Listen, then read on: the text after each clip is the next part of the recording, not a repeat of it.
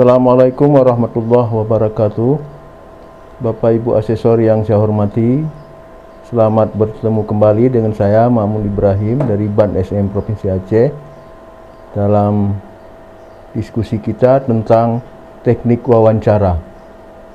Bapak Ibu sekalian, tujuan dari wawancara adalah agar Bapak Ibu asesor bisa memahami teknik wawancara yang efektif dan efisien.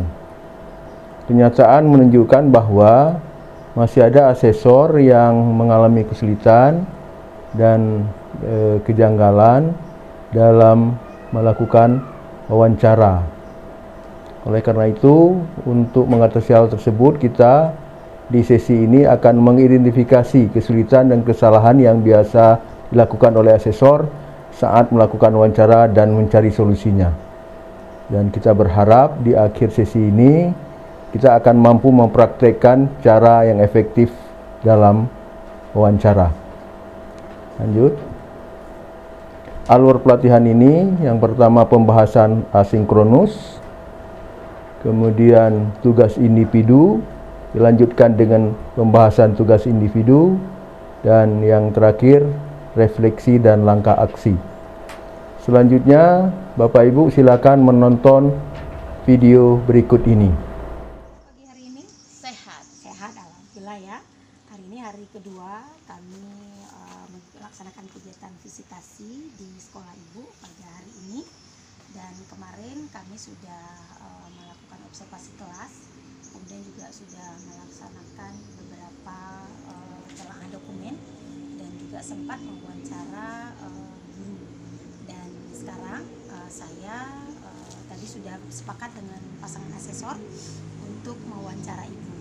Jadi Bu Nida, sekarang kita masuk ke pertanyaan terkait dengan ibu di dalam mengembangkan visi misi dan tujuan sekolah. Kalau boleh kami tahu siapa saja yang ibu libatkan dalam penyusunan visi misi ini, Bu? Baik, kalau di pengalaman saya kebetulan ini periode saya yang kedua di sekolah ini, Bu. Alhamdulillah ya, sudah periode kedua. Jadi pengalaman di periode pertama, saya itu kalau menyusun visi misi selalu melibatkan teman-teman guru, Bu. Teman-teman guru, pengawas, kemudian juga ada perwakilan dari komite sekolah. Bahkan kami mengundang teman-teman komunitas, karena komunitas itu kan nanti akan kami gunakan juga sebagai narasumber di sekolah, Bu. Oke, kalau untuk pemangku kepentingan di luar yang sudah Ibu sebutkan tadi, ada mungkin pemangku kepentingan yang lain yang komunitas tadi, Bu. Komunitas karena kan di program kami itu ada salah satunya pengembangan budaya. Untuk pengembangan budaya itu kami kan buat program semacam kegiatan kesenian ya, sanggar, dan kami menggunakan unsur komunitas, sehingga untuk menyusun visi misi pun kami libatkan unsur komunitas itu. Menurut Ibu, bagaimana kesesuaian antara pengembangan visi misi ini dengan kebutuhan sekolah dan pelibatan beberapa unsur tadi? Yang pertama kan pada saat menyusun visi misi kita sudah punya draft ya, rancangan. Kemudian rancangan itu kami share ke teman-teman yang diundang, kemudian mereka bisa memberi masukan, dan memang banyak sekali masukan yang kami peroleh. Bahkan draft yang kami ajukan itu direvisi gitu, sehingga lebih sesuai dengan apa yang akan kami capai 4 tahun ke depan. Dan sangat beruntung sekali kami bisa mendapatkan dukungan dari komite sekolah terutama dan pengawas, sehingga kami bisa lebih jelas lagi dalam menyusun visi misi tadi. Oke, baik. Tadi visi misi sudah Ibu susun, dan Ibu tadi menyampaikan, ada kalimat Ibu tadi men-share ya. Mungkin boleh saya tahu melalui media apa saja Ibu share visi misi yang sudah disusun bersama dengan pemangku kepentingan tadi? Maksudnya visi misi yang udah fixnya ya? Iya. Karena tadi kalau yang pertama maksud saya share itu share di forum rapat yang belum jadi. Nah, kalau visi misi yang udah jadi itu kami sosialisasikan, Bu, ke semua warga sekolah melalui beragam media. Yang pertama pakai banner ya. Kemudian di dinding sekolah juga kami cat tulisan visi misi.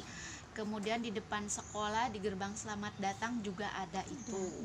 Kemudian di web sekolah juga kami tentu sudah cantumkan visi misi. Oke, kalau itu berarti kan yang Ibu lakukan dari sekolah gitu ya, secara internal. Mungkin dalam penyebarluasan visi misi dan tujuan ini Ibu juga melibatkan warga sekolah atau warga madrasah, artinya bukan hanya Ibu sendiri yang melakukannya, tapi ada kegiatan-kegiatan yang Ibu lakukan dan tujuannya adalah untuk menyebarluaskan visi misi dan tujuan ini. Sejauh ini nggak ada sih Bu, kayaknya cuma di internal saja. Baru di internal saja gitu ya. Paling mungkin yang ke eksternal yaitu tadi lewat web sekolah, karena harapannya web kami bisa diakses kan oleh masyarakat umum. Nah, harapannya kalau lewat web bisa lebih cakupannya lebih luas, itu saja paling. Mungkin kalau untuk web, untuk beberapa orang tua siswa yang barangkali belum melek ya, belum paham bahwa ada web sekolah yang bisa dibuka oleh mereka, bisa diakses mereka. Mungkin ada media lain yang lebih sederhana yang Ibu gunakan? Nggak mungkin ada melalui WhatsApp, grup kelas, atau mungkin belum ya? Nggak ada, cuma lewat itu tadi yang di banner-banner ya. Banner-banner gitu aja gitu ya. Nah, di melalui banner atau juga di gerbang sekolah dan tempat-tempat sudah Ibu sebutkan tadi, bagaimana penerimaan warga sekolah terkait dengan sosialisasi ini? Saya pikir sepertinya orang tua bisa menerima, karena sejauh ini tidak ada komplain terkait visi misi, dan pengalaman di periode pertama saya memimpin sekolah ini, ya alhamdulillah ketercapaian visi misi itu hampir 100%. Ya.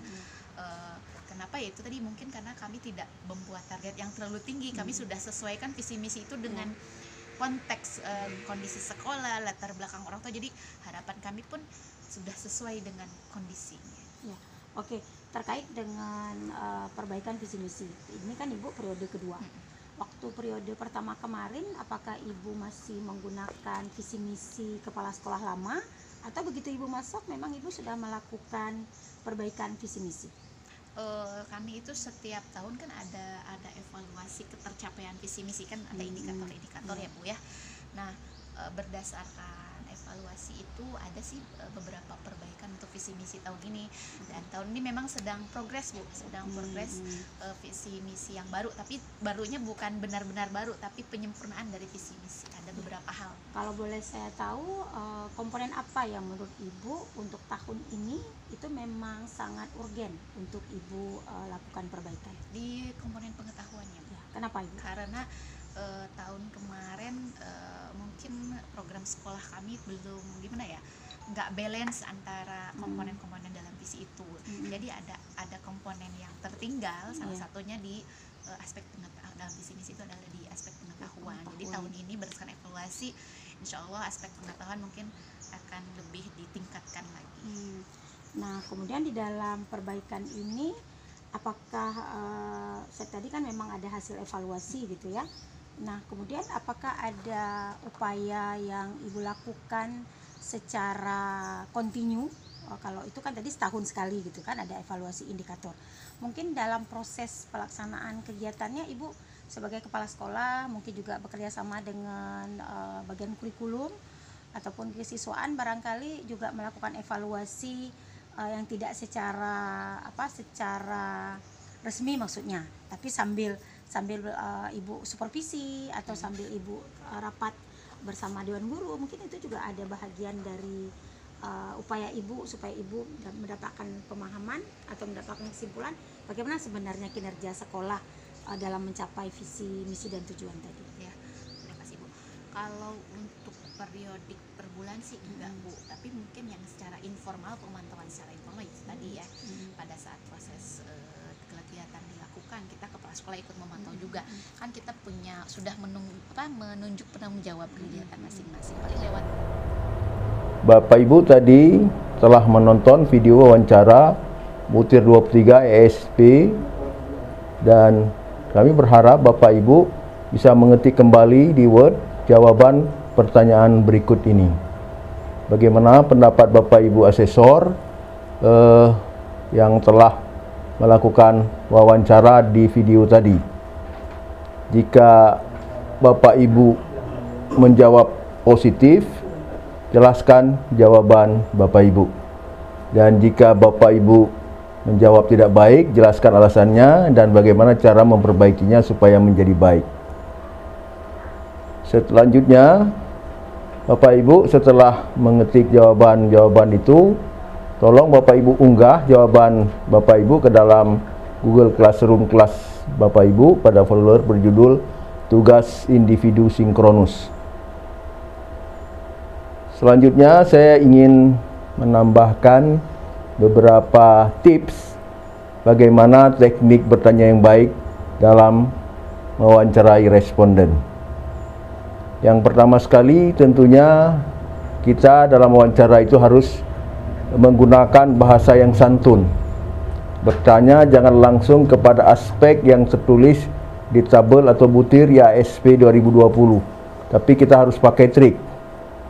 Ini saya kasih contoh bertanya kepada guru butir 4 tentang perundungan. Jadi pertanyaannya, apa yang biasa Bapak Ibu lakukan jika siswa-siswa bicara kasar, mengejek teman, sampai menangis atau berkelahi? Sebenarnya kita sebagai asesor tidak mau tahu bagaimana guru menangani hal tersebut. Namun dari pertanyaan di atas dengan guru menjawab cara dia menangani, berarti ada perundungan di sekolah tersebut. Lanjut. Ini contoh lain bertanya kepada siswa, masih terkait dengan butir 4 perundungan. Biasanya apa yang dilakukan oleh guru kamu jika ada yang berkelahi atau ada yang ketahuan memalak teman, mengejek teman? Atau pertanyaan lain boleh juga dikemukakan, waktu kamu di kelas 1 di acara masa orientasi siswa, apa saja yang kakak kelas minta kamu lakukan? Lanjut. Nah, ini contoh bertanya ke orang tua. Selain membagi rapor, orang tua diundang ke sekolah untuk apa saja? Apakah diundang untuk rapat pengembangan kurikulum, sosialisasi visi misi, dan lain-lain? Lanjut. Contoh bertanya ke orang tua juga ini. Siapa guru favorit anak Anda? Mengapa kita bertanya hal ini? Kita ingin ketahui gaya mengajar guru tersebut, penilaiannya, penggunaan media, remedial, pengayaan ke siswa, komunikasi guru dan siswa di sekolah itu. Dan ada hal yang harus diingat bahwa jangan menginterview guru favorit karena cenderung jawabannya ya yang bagus-bagus semua. Tapi bertanyalah siapa guru yang paling santai, tidak banyak PR, nyentrik, dan berbeda dengan guru lain. Dan guru yang macam inilah yang harus diwawancarai. Lanjut. Ini masih contoh bertanya kepada orang tua. Anak Anda termasuk anak yang pintar, biasa-biasa saja, atau yang nilai rata-rata rapornya jelek? Kemungkinan besar orang tua yang dipilih adalah orang tua yang anaknya pintar atau perilaku akhlaknya baik. Jadi hampir dapat dipastikan jawabannya akan bagus dan baik-baik saja. Tapi sebaiknya ditanya orang tua siapa teman anaknya yang suka dijuluki paling nakal atau paling jelek nilainya. Misalnya sebut saja si A misalnya. Lalu asesor minta kepada kepala sekolah mendatangkan orang tuanya si A untuk diwawancarai. Lanjut. Selanjutnya kita melakukan pembahasan tugas yang dilakukan oleh Bapak Ibu. Dan selanjutnya Bapak Ibu melaksanakan refleksi dan langkah aksi. Dan tentu Ibu nanti menulis di Google Classroom apa hal baru yang telah Bapak Ibu pelajari pada sesi ini, apa yang tidak Anda lakukan pada saat melakukan wawancara jika Anda membawakan materi ini. Terima kasih. Assalamualaikum warahmatullahi wabarakatuh.